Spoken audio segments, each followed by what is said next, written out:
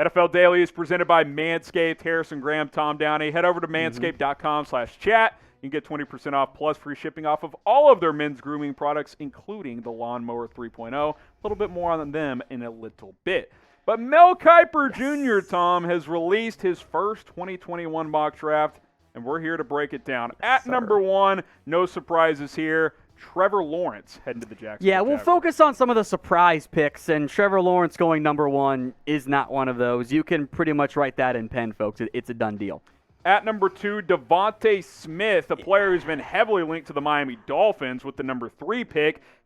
He's going number 2 to the Jets. Yeah, if you're not going to go quarterback, which I think the Jets should, but if you're going to believe what they said publicly of, oh, yeah, we like Darnold, it probably does make sense to get a receiver or, just trade the pick and acquire more assets. But they need help on offense. At least you have your franchise left tackle, Mekhi Becton. So from that perspective, I get it, but I think I'd rather go quarterback here. So the Dolphins don't get Smith in case they get Jamar Chase at number 3. Not a bad consolation I prize. do think the fit for Jamar Chase in Miami might not be as good as Devonta Smith or even Jaylen Waddle. I think the things that Chase does well, and the reason why you want to make him a no-doubt first-round pick, are that he's great at the catch point. He's a pretty good release as well. Offers decent athleticism, not elite off the charts, but he's good in that area.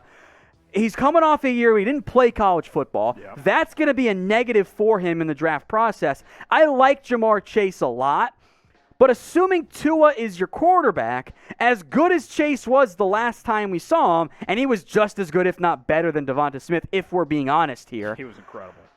I wonder if Jaylen Waddle actually might be a better fit because of the Tua connection. If you believe, that he's healthy. If Jaylen you is. like Waddle with Tua, I think you would like to trade down if you're Miami. You can't move too far, Waddle though. at 3 feels really rich to me.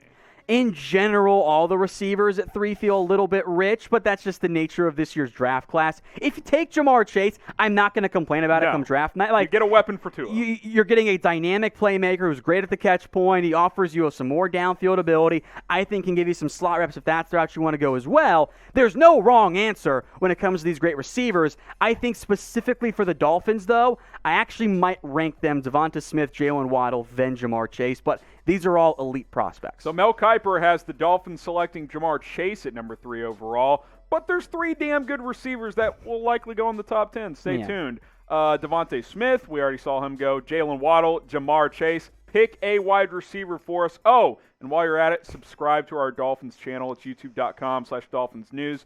DS for Devonta Smith, JW for Jaylen Waddle, or JC for Jamar Chase.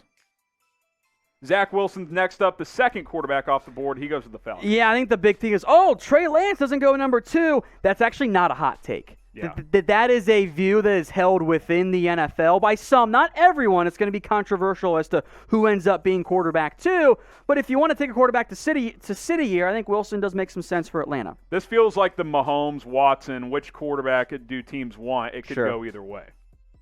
At number 5, Penei Sewell, you get a guy to protect Joe Burrow. This feels like a no-brainer. Yeah, if he's there for the Bengals at 5, which of course he might not be, you make that pick pretty easily. Yeah, no doubt.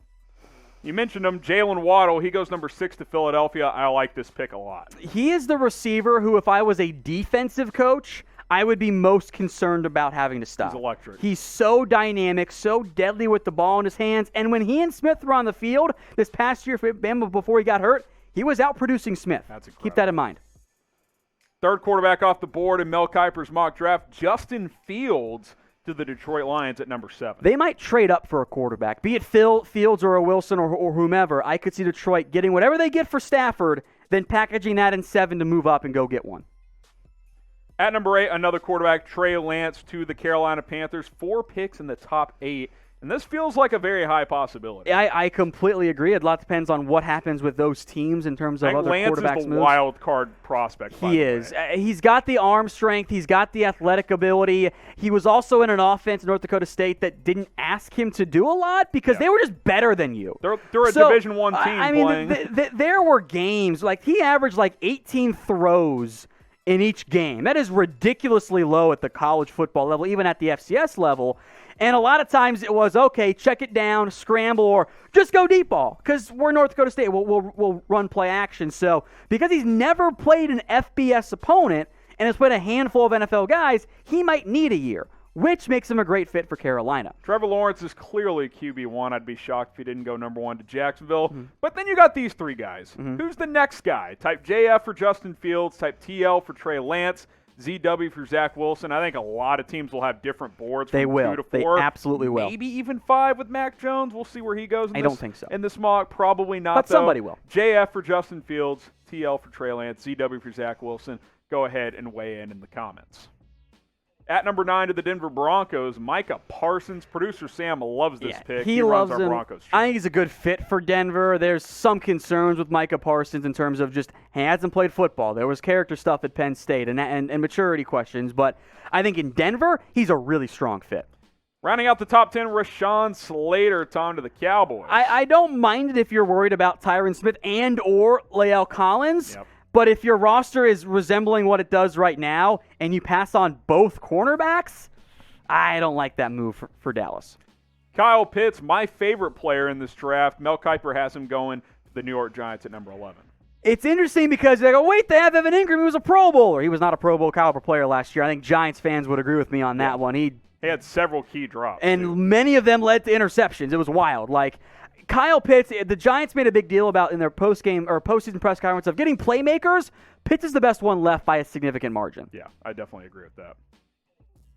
Quarterback Patrick Surtain to the San Francisco 49ers. This feels like great value. Steal for San Francisco. Yeah. I know they'd love a quarterback. They're all gone. Take one of the best corners this year. It's a perfect scheme fit for you. Go trade for Stafford and get Surtain, although you'd probably lose your first-round pick in that season. Semantics. Yeah, exactly. It's fine. Exactly. I like that move for the 49ers there. If Surtain or even J.C. Horn or Caleb Farley are there and they keep that pick, makes a lot of sense given their pending free agents at corner.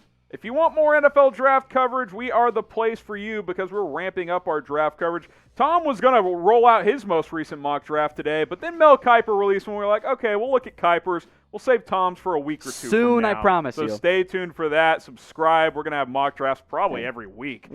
Sunday morning, Senior Bowl winners and losers as well. Sunday morning. That's a good little teaser there. YouTube.com/ChatSportsTV. Lots of NFL draft coverage over the next 3 or 4 months. So go ahead and subscribe. It's free.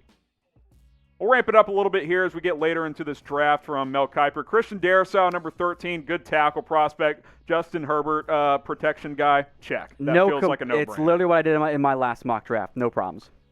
Elijah Vera Tucker, another offensive lineman out of USC, Minnesota. Yeah, he was a guard the previous season for USC. They kicked him to left tackle, and he played really well for them there. Yeah. So in a kind of muddled offensive line class after Penei Sewell, as far as I'm concerned, I think Vera Tucker has a real chance of being a top 15 pick, given how much teams need good offensive line play. There's a lot of depth at offensive line. Yes, in this there drive. is. There's no doubt about that.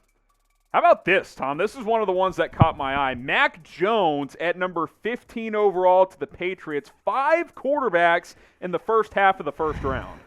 We'll see. The Senior Bowl is going to be important for Mac Jones. His fit where he goes is going to be important. I do think he could have some success with the Patriots, but from an offensive line perspective, I would want to see who else they got to help him throw the ball to somebody. I don't love the fact that he had the best receiving and running back combination in college to go to maybe the worst skill position group in the NFL. With the best offensive line. Now, Tua had some of those same pieces as well, though I think the offensive line was better relative to this past year, and Najee Harris took a big step forward. That's interesting. It does fill a need, and I think there's a real chance Mac Jones goes in round 1 in the end. I think he does, too. Caleb Farley, I think, is a steal. Number 16 overall, the number 2 corner off the board. In general, I am very curious to what happens to the opt-out guys. Like Caleb Farley, if he had played this year and played as well as he did in 2019, if he had played this season, shit, he would have been a top 5, top 10 lock as far as I'm concerned. But he hasn't played a live rep in a year and a half. Yeah. Like, at least in terms of when he's going to play for the NFL. This draft That's is significant. This draft is unlike anything we've ever seen with the opt-outs. It's going to be wild. COVID, the lack of a combine. It's going to be interesting, and we're going to break it all down here on Chat Sports. What has been Mel Kiper's best mock draft pick so far? I mean, maybe you're waiting for it, but we've shown half of the first round. Best pick so far. What do you think? Fit matters a lot more than we want to admit in the NFL. I think Trey Lance's fit with Carolina is a really good one. It's a boom or bust pick. If you take Trey Lance, I think it's a good spot for him, though. I like Pitts to the Giants. I think get Daniel Jones another weapon. That makes sense. All right, second half of the mock draft here. Jalen Phillips to the Raiders. I feel like there's a growing theme here with this combination. Yeah, Phillips is a talented player. He was like the number 1 overall recruit in high school, went to UCLA. Wasn't medically cleared to keep playing football, goes to Miami, and he does, so medicals are going to be critical there. I know this is Phillips before Gregory Rousseau. Wow, first off, watch my most recent mock draft because I mentioned that's a possibility. This is not Kiper being wild. There are people in the NFL who feel this way. At the number 18 pick, Mel Kiper has the Miami Dolphins taking. I'm just going to go to you on this one. Jeremiah Owusu-Koramoah. I like him a lot. I'm not finished with my linebackers yet.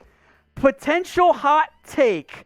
I might like Joe higher more than Micah Parsons. Ooh. I'm not ready to plant my flag in there, and I know other people who already are. But this is a gifted athlete who spent, in reality, most of his reps for Notre Dame, not at linebacker, but lined up in the slot. He kind of played that rover, overhang defender style role. He unquestionably fits the modern NFL. Yeah. You want a linebacker that's not going to get you killed in coverage? Here's Jeremiah Owusu-Koramoah. His success in the NFL is going to be defined by his usage and how a team thinks he fits. Like, if you ask him to be a middle linebacker and just stand there and take on runs and fit up the middle, it's not going to work. It's like Isaiah Simmons. Kind of, yes. He kind of is an Isaiah Simmons-style player. He didn't quite play as much dynamic positions as Isaiah Simmons that we played everywhere, but his numbers are impressive. He can blitz a little bit. You can line him up in coverage. He can be a tight end stopper, I think, for you. And I'm desperate to find those guys. So as like a weak side linebacker, strong safety hybrid, I'm really intrigued by that. So because of that, and because I trust Brian Flores and his defense to maximize whoever they end up taking, I like the fit for Owusu-Koramoah here to Miami. 2 picks in the first round for the Dolphins. Should be interesting to follow them during this NFL draft. Today's show is presented by Manscaped. You can get the perfect package and all of their products at manscaped.com/chat. All you got to do is go to that link and you'll get 20% off plus free shipping. The perfect package, Tom, it comes with everything. You get the Lawnmower 3.0, which is by far the best downstairs trimming tool that I've ever found. I couldn't come up with the right words there, but it's been a game changer for me. You can trust me on that one. No pull, no razor burn, none of that stuff. It's smooth. It's very, very easy process there, and the battery life is impressive. You can use it in the shower. It's a great product. The perfect package comes with that. You get the most comfortable boxers you'll ever own. You got the travel kit. You can throw your toothpaste and all that stuff in there when you're traveling, whenever you guys travel across the United States or wherever it may be. Ball deodorant, ball toner. This stuff is important too because, especially after a workout or something like that, I don't know about you guys, but it gets pretty gnarly down there, and that's where these products come into play. All of that stuff comes as a part of the perfect package, so go get it. It comes at a great price. Manscaped.com/chat, 20% off and free shipping at checkout. All right, moving forward in our Mel Kiper mock draft, Kadarius Toney, one of my other favorite players in this draft. He's to Washington. Fun, man. He is. He is a blast. He is electric. Washington, you go with Terry McLaurin and Toney. Still got to figure out quarterback, but that's a good first 2 options. Get him the ball in space and let him go. Tevin Jenkins, the offensive tackle out of Oklahoma State, going to the Bears at number 20. Yeah, he hasn't been in a ton of first-round mock drafts, but he is pretty well regarded by the NFL. You're our Bears guy, Harrison. What'd you make of this pick? I broke down Jenkins into more detail. 6'6", 310. He's got the size of a tackle. What I like about him, he's played both tackle spots in college. So say the Bears, they need to cut one of their tackles, Leno or Massey. And you pick one and you plug him in at the other spot. There you go. You save some money. You got a tackle. It makes a lot of sense, I think. Kwity Paye out of Michigan going to the Colts at number 21 overall. Definitely fits what the Colts like. He is going to be get hurt by not having a combine because his athletic profile is genuinely off the charts. It is insane. He would have been the biggest combine winner this year. Gregory Rousseau, another defender out of Miami. Didn't play this year, had great production, but the production isn't going to be as directly relatable as the raw numbers might suggest. I think he goes in round 1. He's going to be a polarizing prospect, though. The Jets go corner at number 23. It's J.C. Horn. Early prediction, they sign Richard Sherman this offseason. Potential hot take. He loves Robert Saleh. Exactly right. They still need cornerback help, though. I like Horn a lot, and I would not be surprised if he went top 15 or top 20. At number 24 is Xavier Collins, the Defensive College Football Player of the Year. Out of Tulsa, by the way. He goes to the Steelers. Yeah, he fits as a 3-4 outside linebacker. I think that's the role that Kiper would put him in. But Alex Highsmith flashed in limited opportunities. I think they go in a different direction. So I think Collins could go in round 1. I actually don't like this fit with what Pittsburgh's needs are. Tom doesn't like it, so we'll ask this question. What's the worst draft pick Kiper's made so far? It might be Collins. Mac Jones at 15? Is that a little rich? Maybe Mac Jones. That Jones is going to be a... I like Mac Jones, he's gonna but be 15 tough. feels rich. Yeah. Like, if I was the Bears and I didn't trade for one and he's there at 20, I'd be comfortable, but I wouldn't trade up for him. Okay, that's fair. Number 25, Christian Barmore to the Jags from Alabama. Yeah, big-time breakout year. This really past couple Dominant games for college Barmore. football playoff. I'm always worried of Kevin Dodd 2.0, but I think Barmore's better than that. I think he's going to go in round 1, of the Jags are a logical fit for him. Another corner here, Aaron Robinson out of Central Florida. He goes to Cleveland. This was the first, he went with that route that I had in Kiper's mock draft. Look, after the top 3 corners, it's a mess right now. You can pick your flavor. Robinson, an Alabama transfer, was mostly a nickel for UCF. Now, he's got some size to play outside. I get visions of Sean Wade in my head, though, because that transition did not go well for him whatsoever. He's not going to be a first-round guy. The Browns, they could use another nickel corner. I think an edge might make more sense than what their given needs. It's a surprising pick, but there's always at least one back end of round 1 surprise, and I think that 25-ish to 55 range, I think it's going to be chaos this season. Baltimore gets a much-needed receiver. They go Terrace Marshall, who I think stylistically is a good fit opposite of Marquise Brown. He can go vertical as well, too, though. Yeah, but he's got more size. He can do some of that possession stuff. He does. I would wonder if Rashad Bateman's a better fit, but Marshall, I think, is a back end of round 1 guy, so I'm not going to complain about it. At number 28 overall, the Saints go Trayvon Merrick. It's kind of an interesting safety class, Tom. Yeah, I don't love any of the guys in round 1, but again, you're at the back end of round 1, so it's whatever. A lot of these are day 2. Exactly, anyway. He's not going to make it to the Saints' second-round pick, and frankly, Marcus Williams is a free agent, so I get what Kiper was going for there. All right, we got 4 more picks to go here. Tyson Campbell, the corner out of Georgia. Yeah, some people will like his teammate, Eric Stokes, a little bit more, but I think Campbell might have a little bit higher ceiling, and Kevin King cannot return after what happened in the NFC Championship game. So. He has been canceled from the NFL. Najee Harris, the running back out of Bama, he sneaks into round 1 for Mel Kiper. Harris took such a big step forward this year. Had he gone pro last year, he's probably a round 3 or 4 guy. Bill's got to figure. I'm usually don't draft a back in round 1, but they've got you. You can't. You might need better offensive linemen. You can't throw the ball 90% of the time, though. Like you got to run the ball a little bit. Joe Tryon to the Tampa Bay Buccaneers. Quick note is that this year's draft class at the edge rusher spot, there's going to be a very big difference between, we want the productive guys and we want the traitsy guys that have the higher ceiling. So Kwity Paye, traitsy guy. Joe Tryon, production guy who did not play this year, and I wonder how that's going to end up impacting his draft stock.